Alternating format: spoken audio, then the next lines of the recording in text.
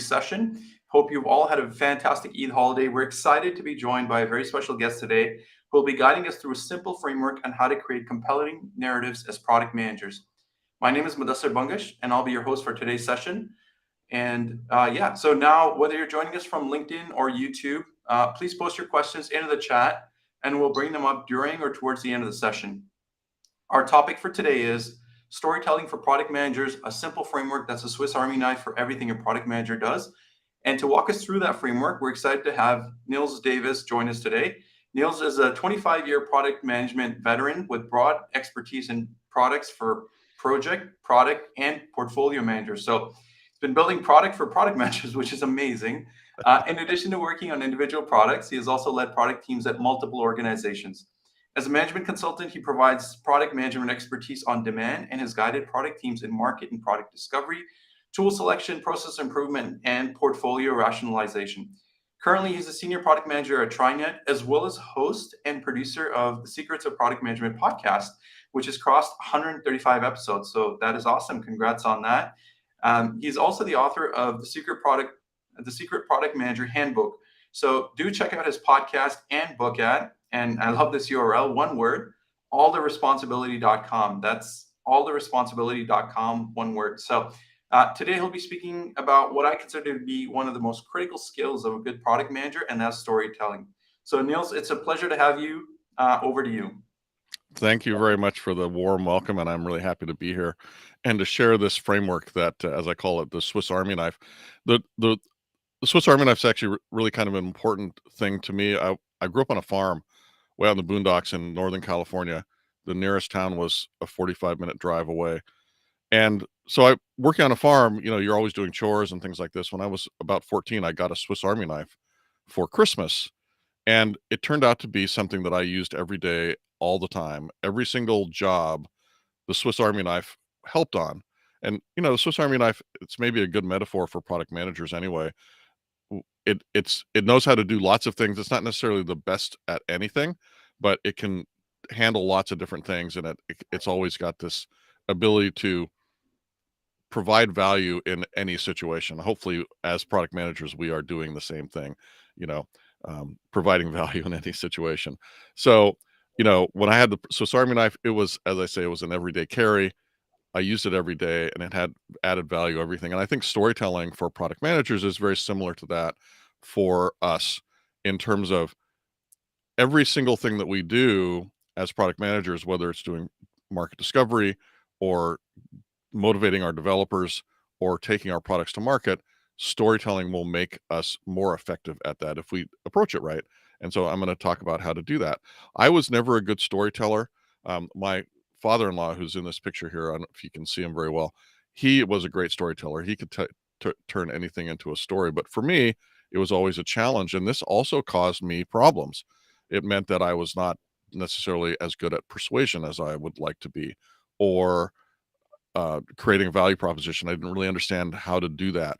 And pitching myself in job interviews, I was kind of, I didn't know how to articulate my accomplishments very well, so that made me not as impressive. I mean, obviously I got jobs and that worked out, but it wasn't as good as I wanted it to be. Now, I did try a lot of things. I studied and I read all kinds of books, and there's tons of books, but I found them all, there was something missing for me. They never clicked, even though I read all these books and all this advice on how to do it. There were a few things that sort of started me toward where I am now in terms of having an expertise and having a framework that I can talk about. One of them was this great book called The Inmates Are Running the Asylum by Alan Cooper, where he talked about personal goals as being a fundamental component of what you want your product to help your users achieve. Doesn't matter if your product is not about a personal goal. It's not, even if it's not a business to consumer product, you still want your users to feel like they're achieving personal goals. Things like, well, if it's a TV remote, this is a great example of a terrible TV remote. How do I turn the TV on? Well, all the buttons look exactly the same. There's no way you can figure that out easily, right? So this is a kind of thing that frustrates people in terms of being a product. How can I keep from looking stupid in a job, right? So you think about business to business, software. The users have to use it. Well, you don't want the users to have to work hard to not look stupid or to continually be made to look stupid by the product. It seems obvious to us in the world in this time now of usability and things like that, but it's not always paid attention to. And then, questions like, how can I make my life better by making my boss's life better? That's a personal goal that lots of people have in a business situation. And so if your software can help them, that's going to help that person be more happy about your software. It's going to help them achieve a personal goal. So that turns out to be a fundamental component. And the reason it's fundamental is it's personal. And we'll come back to why personal is so important in this, as opposed to business goals. There's also, of course, your software, if it's business to business software, should be helping to solve a business goal. But that it also needs to solve a personal goals. And this is just a good example of an advertisement that fundamentally uses this concept, right? If you're thinking about buying a camera, you're not interested very much in what's in that red box down there. I mean, it's interesting if you're kind of a camera nerd. What you're really interested in is the picture that the camera takes, right? You're interested in being able to go to a place and make a picture like the one that's in this ad. And if the camera features allow you to do that, that's awesome. But you don't care about the features, you care about the picture. And that's just an example of a personal goal. It's, I want to create great pictures. I don't care about the features really. So, eventually I did have a breakthrough. I learned a very simple structure. This is what I'm going to share with you today. And it's really easy to apply it to product management. And it turned out that all the stuff that I'd studied before really helped me give that structure power-ups, which I now can help other people use. This this was a transformation for me. I've really ridden this horse for a long time now. It helped me organize my book, The Secret Product Manager Handbook, and it's just been really great. And so that's why I'm sharing it with you. So today we're going to quickly go through some of these topics. We don't have time for all of them, but so these are some of the things I cover. And I have a lot of these in my podcast as well. So if you are interested in hearing more about storytelling, I do have many podcast episodes that cover that at secretsofpm.com, also known as alltheresponsibility.com. It's at both places. So I'm going to talk about why storytelling is important, what makes a good story. I'll talk a little bit. I think we'll get to the using stories as product managers. There are challenges for us as technologists. We might not get into that, but I'll probably mention it as we go. I'm going to skip the data and stories piece. It's another interesting thing. And then I'll have a little bit of a call to action at the end. I have a cheat sheet on storytelling that you can download and a few things like that. So why storytelling? The reason is that storytelling gives you superpowers. And the reason it gives you superpowers is that it turns out that your audience, whoever you're speaking to, whether that's a prospect or a customer or your colleagues or some executives that you're trying to get funding from, we always think as technologists, I'm going to give them the facts and they'll make a good decision. But the reality is that facts do not work. They don't work on their own. And the reason is that there's this barrier in your brain, and it's ancient, and it has to do with not being eaten by lions and tigers. Your brain does not care about new info that's not life safety related. But there is a secret path through that barrier, which is a story. Stories get through that barrier because our brains are just wired to let a story get through the barrier. And so then you have to think, well, what's the difference between facts and a story? What makes something a story versus being just a set of facts? And I'm going to skip this one. This is why we do it, because it's very important to get stories out there. But let me talk about the structure of what makes something a story. And this is the very simple structure. It's not the most ambitious storytelling structure, but it's a basic structure that you'll see a lot once you start to learn it. And you'll start to notice that lots of things that engage you take this structure in some form. And then there's actually a content aspect as well. So, like I mentioned, my father-in-law could make a story about going to the store, but it's kind of a boring story. So you don't want your stories to be boring. How do you ensure that? That's related to content. But there's really two parts. There's the structure and the content. The structure is basically there's a beginning, a middle, and an end. You probably knew that. But what comprises the beginning, a middle, and end? The beginning is about a problem. It's about a problem that is causing pain. it might be an opportunity, but again, the opportunity is causing pain because it's not been achieved yet. And so that's the beginning of the story. And I'll give you some examples in a minute. But think about any movie. Any movie is about there's some problem, and then the middle of the movie, the big part of the movie is about trying to solve that problem. And that search, in order to make it a good story, the search for the solution needs to be difficult and arduous and have obstacles and reversals and things like that. That's what makes part of what makes a really good story. But the end of the story is that once the problem is solved, and that usually happens at the very end of the middle of the story, then at the end there's some kind of a transformation where their state has changed, right? The problem no longer exists. And not only does the problem no longer exist, but they've learned something or they've gained something additional, usually something personal. That's where we get back to the personal goals. So, a problem we're solving, a difficult and arduous search for a solution, and then some kind of a transformation. Now, you've probably heard this before, but usually it's not presented this simply, and that's what my big epiphany was that you can think about it in this simple way, and then you tie that into the whole idea of personal goals and personal transformation. So you will see this all the time, and as I say, I'll give you an example in a minute. And if you use this core structure, problem, solution, transformation, instantly your stories are going to be better. In fact, all your communication is going to be better. And there's some simple ways to do it, and I'll talk about that when we get a little further on. So here's some examples. So the movie Die Hard. I don't know if you're familiar with the movie Die Hard. It's a great movie.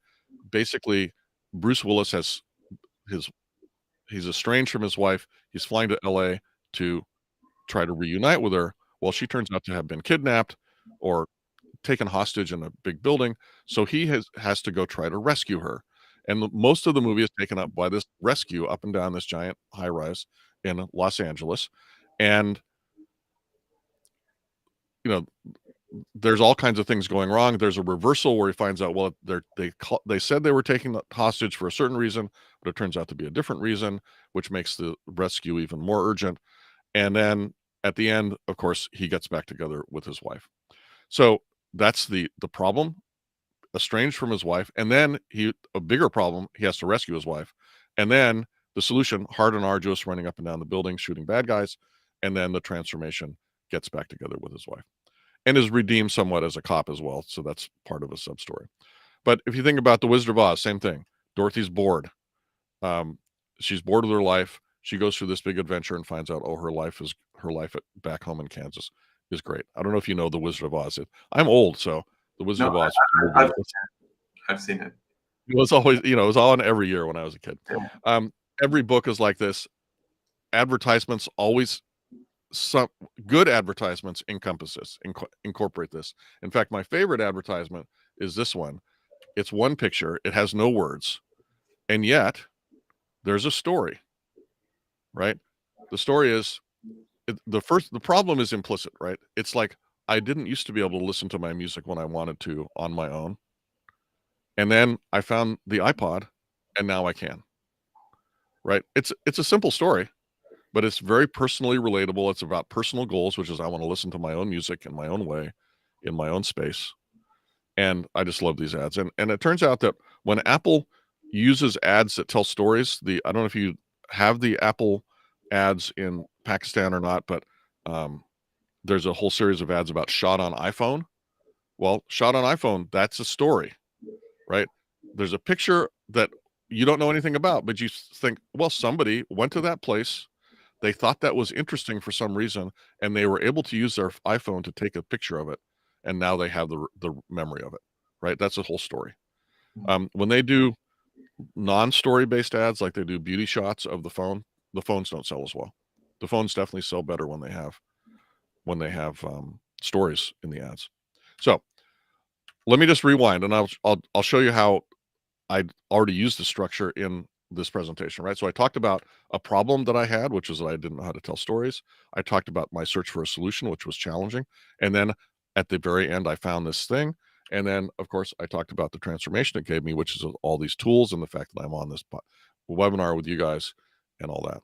So that's just, an example of that. So let's talk about how to do this. And actually, it's how not to be boring when you do it. So what is it? Let's talk about the content component. I've already mentioned this. Really, the problem needs to be worth solving. And how do you tell if a problem is worth solving, particularly in the context of a product management related story?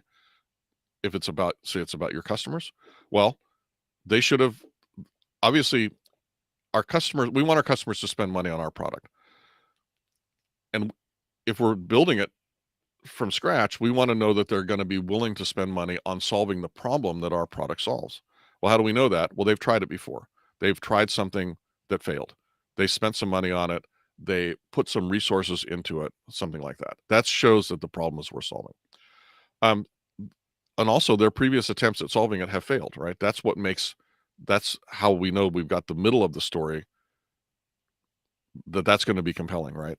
They tried our competitor, it failed. They tried to build it themselves, it failed, something like that. And then they need a transformation, a meaningful transformation at the end. They found our product, and not only did it solve their problem, their business problem, revenue went up, whatever, but the person that bought it was recognized for being really smart and got a raise or a promotion. Or the time that they saved on doing the weekly reports enabled them to go see their kids' cricket game, or their kids' baseball game if you're in the US.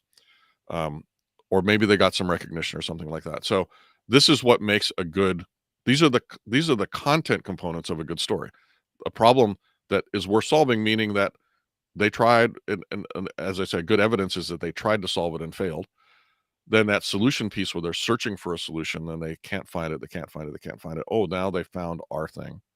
And then the transformation where it's not just we made 10% more revenue, but other personal goals were achieved as well.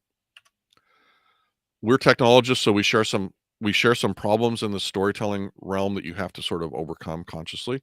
One of them is we love numbers. Well, numbers aren't that effective in a story, as it turns out. Like revenue going up 10%, nobody cares. I mean, it's meaningful. If you're the CFO, you kind of care. You want that. That's your goal. But it's a lot better if that 10% went up and you got a promotion or you got recognition for having done it.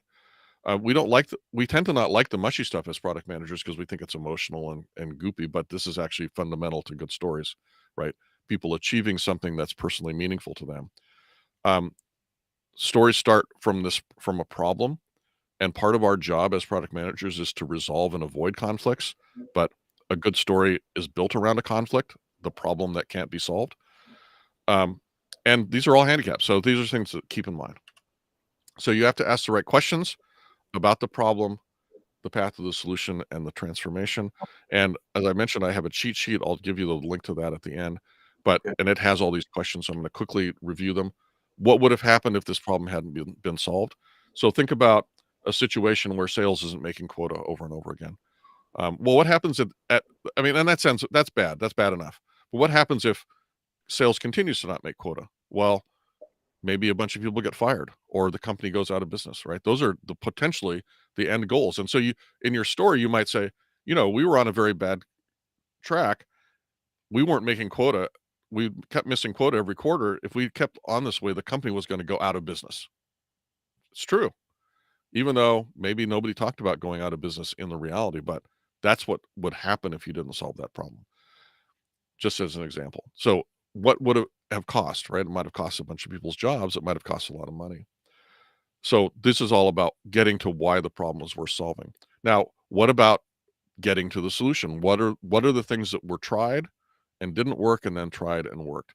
And it's a little bit different. If you're telling a story about your own accomplishments, you might not talk too much about failures in the solution, although that can make the story better if you do that. If you're talking about your customer success, you want most of this middle part of the story to be all the things they tried that didn't work, especially if it's your competitor. That makes that story really strong. It makes it seem like, oh yeah, obviously the only way to solve this problem is my solution because that's the only thing that worked for this customer. And then you want there to be dramatic results. First of all, you have to everything that you mentioned in the problem section, right? Missing quota, but also the company potentially going out of business, people getting laid off, things like that. You need to pay all those off in the end. So the end of a story that started about missing quota would be we started hitting quota every quarter. The sales director got a promotion. Everybody got a raise. Everybody went to club. Whatever. the emotional resonance, as I said, comes from these personal results, like getting recognition or helping save face, all these things. And then the quantitative results are for support, like, oh, even we started making quota. That's a supporting statement to all the actual transformations, but particularly things like revenue going up by 10%. That would be a supporting result. It's not the results you want to talk about. It's not a transformation. So this is a summary. I just talked about all those things. Let's talk a little bit about using them. Obviously, if you have a good customer success story, you can print it out, you can write it up, you can make a video, but there's a lot of other uses. And here's 4 really fundamental things. You can use them for qualifying and discovery. Like if and the way you do this, you give them to the salespeople to use, and the salesperson is talking to a prospect, and they say, "Well, is this let me tell me about your problem." If they say, "Oh," when the prospect answers the question, they can say, "Oh, well, we have a customer that had a problem very much like that. Would you mind if I'd love to show you in a demo tomorrow how that customer solved that problem. Would that work for you?" So it's a great way to lead into it. So first of all, you've qualified that prospect, you've done some discovery on them, and you've also potentially given them a good reason to see a demo because, oh, we have another customer that has the same problem as you that got solved. Handling objections, same kind of thing. You might have a situation where maybe a competitor has a feature that you don't have, and your prospect is saying, "Well, I love your product, except it doesn't have this feature that I want that your competitor has." And you might have a story. Ideally, you have a story from a customer that said where the customer had the same concern and they bought your product anyway, and now they're happy. So the salesperson says, "Well, I'd love to tell you about another customer that had that same concern. They bought us anyway, and now they're really happy, and they've told us that they don't care about that other feature anymore. And maybe I can show you how we did that for that customer," right? So again, leading into a demo, or at any rate, addressing the objection. Getting funding. This is where you actually are starting from the story that's not yet finished. Say you want to pitch a product idea to your executives for funding. Well, you're going to use the first part of the story for this, the problem and how painful it is, and the search for the solution, which so far has failed, right? The prospects can't find a solution to this problem. They've tried the competitor, they've tried to build their own. So your opportunity when getting funding is to say, we can build a solution to this that will give them the transformation that they need, right? But again, you want to put it in the context of there is this terrible problem out there that is unsolved. And here's how we know it's worthwhile, because people are trying to solve it and they're failing. And then finally, motivating your dev team. If you are building a feature or building a module or something like that, if you can help your dev team understand why this problem is so important to solve, the pain that the prospects are going through, or the pain that the people who don't have your solution are going through, that's going to make them a lot more motivated to build a great solution, much more so than simply saying, "Please build this feature for me," right? You give them a reason. And this has to do with basically the fundamentals of motivation. In fact, there's a great book called Drive, which is all about motivation. And your developers are motivated, and this is true for most knowledge workers, including us as well. We're motivated by things like having mastery, having autonomy, but in particular, having purpose. And by using a good story, you can give your developers much more purpose, and that will help them be more motivated to create a great solution. It'll probably help them create a better solution if they understand the context in which they're building. And so it's very, very powerful for that. So that is the really quick story of the Swiss Army knife of storytelling. And let me just quickly look here. What else can I tell you about it? So obviously we should be storytellers. Our job is influence and persuasion. Stories are fundamental for that, and for getting information across. Again, stories open up that barrier. There's lots of ways to use them. The fundamentals are problem, solution, and transformation. And I guess that's it.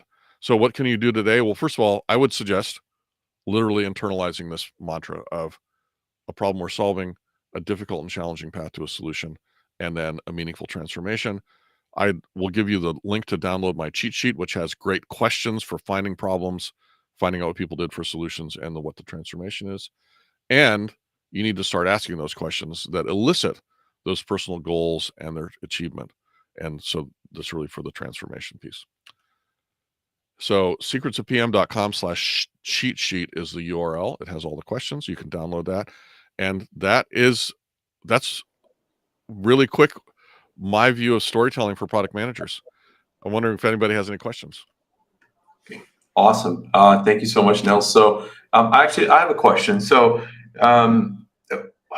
for products that have already solved the problem, I feel like it's much easier to tell that story, right? Like, hey, we had the customer had this specific problem. We went there was this internal struggle, and then there was a transformation. But how would you approach when you're actually trying to pitch solving a problem? So you're up in front of senior leadership, and I know you mentioned around numbers is allowing it should really be the supporting thing of your story, right? Not really the main focus. So how would you approach that? And specifically in that situation where there's you don't have a lot of numbers as well, right? I mean, you can Yep. pitch like, there's a total addressable market, sure, yada yada yada. But what is the problem that we solve, right? The dollar value. So how would you go about that? So there's, first of all, you want to start with a story in that situation, right? Because you want to paint the picture that kind of gets an emotional buy-in from the audience. And I actually, I have them hidden in this version of the deck, but I have an example of that. But basically, obviously you have the numbers you have. So that's what you can work with in terms of the numbers component. But what you need to do is put, and the easiest way to do this, there's multiple ways, but the easiest way is to start your presentation or your pitch with the story of the suffering that your audience has. Setting the context. What is the context for which and in fact, let me do this. I'm going to stop sharing and I'm going to go back and unhide some slides because I've got the exact, I've got an exact example of this. Perfect. Unhide slide. That's what I want. Okay, let's go here. Let's start that. Oops, not that one. Let's do this. Okay, so this is an exact example of that situation. Window share. Yeah, I had to start it. I had to do the whole rigmarole again. Okay, so this is an example. This is somebody who's going up to talk about. This is a product manager came to me, said, "I've got this presentation I need to give to execs about this thing I'm working on," and it's a data transfer kind of problem. So they have this particular domain. They have to transfer 300,000 rows of data every week to a bunch of vendors. This is in the healthcare space in America, right? We've got benefit carrier, and it's a big mess in America how we do medical. But basically, we had to transfer the information of all of our clients to benefits providers so that they could be up to date every week. And this was a big technical challenge. There's lots of formatting errors. Every vendor uses a slightly different format of the standard, right? There's a data standard, but everybody treats it slightly differently. There's mistakes that we make, et cetera, et cetera. And she wanted funding to help fix this. And so that was sort of how she presented this story. Well, I said, don't present it like that because people just find that boring and not interesting. Present it like this. Every week our clients have life changes, like they have a baby or they get married or they get divorced. And every one of these has to be communicated to our benefits partners. And if they don't get communicated correctly, that means maybe a baby can't get their doctor appointment, right? That's the story. And then you say, this turns out to be 300,000 rows per week. And there's errors and mistakes. And we will really want to make this better because it's impacting our customers, right? That's an example of how it's a very simple example of what I would think about to answer your question. Is that helpful? Yeah, that is helpful. It's almost like you put in kind of the emotional hook and then follow that through with data. Whereas I think if you go kind of data first head approach, that I found sometimes that tends to derail your presentation because Yeah, now people don't have the context, and so it just becomes a data dive. And more yeah, often than not, you don't end up going past the first or second slide, right? that's So right. That's right. And even people that are like really only show me the data and I'll make the right decision. You only need one slide or one story, you know, just a little bit to give it a hook into the emotional part of the brain. Because then they can say, oh, 300,000 changes, and you might have some additional data like this, like how many times does a baby not get to make the doctor visit because of our current problems? That would be useful information, right? That would be a metric that would be numbers that would be valuable to put into the story. mhm. Um, but that's how I would suggest going about that. And Right. it doesn't necessarily always work, right? It's still a job of persuasion. Absolutely. There's no 100% solution to all these things, but Yeah. that would be I it certainly is going to work better than just giving the numbers. Okay. Awesome. So, Nils, that was an incredibly valuable session. Unfortunately, we are out of time. So, on behalf of our product community and the Product Soch team, thank you so much. And thank you to all of you for joining us. So it was a great pleasure for me. All right. Thank you.